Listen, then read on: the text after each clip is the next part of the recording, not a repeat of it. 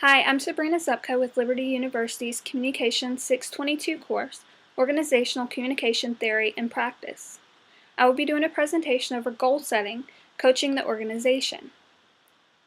The goal-setting theory got its start back in the 1970s by Locke and Latham, who based their work on McClellan and Atkinson's 1950s work. Locke and Latham's theory is widely used today in organizations. Goal setting is important to organizations because it provides motivation, achievement, accountability, engagement, encouragement, and effectiveness. Goals define outcomes by giving clarity, power, motivation, mandate, and action. Goal setting can be difficult, however, and improper goal setting is ineffective and counterproductive and can inhibit learning and cooperation. This is why it is important to employ the skills of a coach to set SMART goals and, in some cases, smarter goals. SMART goals are specific, measurable, attainable, relevant, and time-specific, and smarter goals are also engaging and rewarding. Whenever deciding how an organization sets goals, it is important to consider the necessity and complexity of goal setting. Goals that are out of reach or have no measurable outcome are useless. If the goal cannot be obtained, then it sets the organization and individuals involved up for failure. Additionally, if goals cannot be measured, then the organization will not know when the goal has been completed. Dave Ramsey is quoted as saying goals are visions and dreams with work clothes on. This is a great quote that shows that goals are based on actions to achieve a certain outcome. Goals create motivation and drive to meet future goals.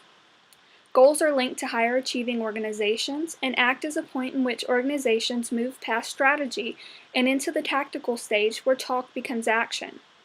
Goal statements require verbs because goals require action, energy, and details. This is also why goals need to be written down and prioritized.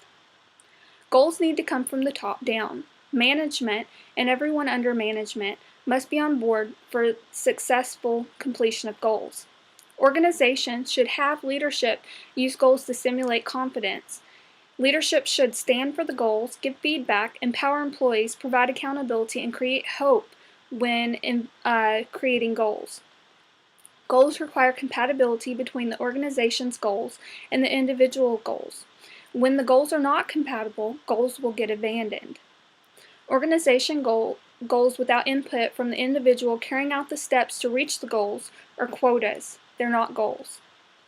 Goals are based on emotion and relation. So to be successful, compatibility of individual goals and organization goals equals a greater likelihood that goals will be met. Organizations need to carefully choose the goals to pursue. Goals need to be evaluated for profitability, plausibility, as well as legal ramifications, ethical conformity, and organizational culture. Not all goals will be successful. Flexibility will increase the success of goals. Goals must also be monitored for effectiveness and efficiency. The more effective and efficient, the greater the competitive advantage. Goal setting leads to higher performance, but it must be adapted for each organization's needs. Goals that are not effective and efficient need to be adjusted accordingly.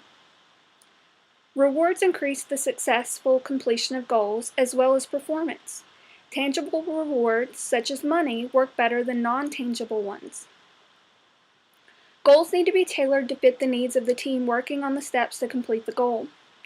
Goals need to be challenging but attainable. Goals that are not challenging, are too specific, or unattainable are ineffective and can decrease motivation and effectiveness. Coaching can eliminate these issues by providing clarity. Coaches help set smarter goals. Again, SMART goals are specific, measurable, attainable, relevant, and time-specific.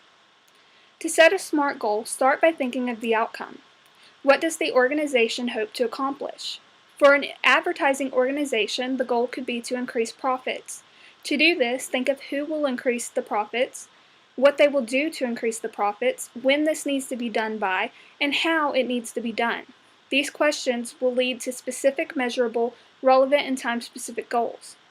An example of a goal statement for an advertising organization is the sales department, who will increase sales, by 10% in the next quarter when By following up on old leads and obtaining new clients by going to local businesses. How? The statement meets the specific, measurable, relevant, and time-specific goals. However, is it obtainable? If the department usually increases sales by only 1%, this would likely be too challenging. However, if the department usually meets this goal, it would not be challenging enough.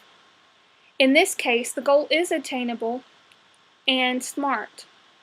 To make the goal engaging and rewarding, or smarter, the company could offer a bonus to those who meet the goal. In conclusion, goal setting is important to the organization because it increases motivation, achievement, accountability, engagement, encouragement, and effectiveness. And organizations need to employ a coach to assist in creating smarter goals, which are specific, measurable, attainable, relevant, time-specific, engaging, and rewarding, that are compatible with the individual goals of the team, completing the steps that lead up to successful goal completion. Thank you for listening to my presentation on goal setting, coaching the organization.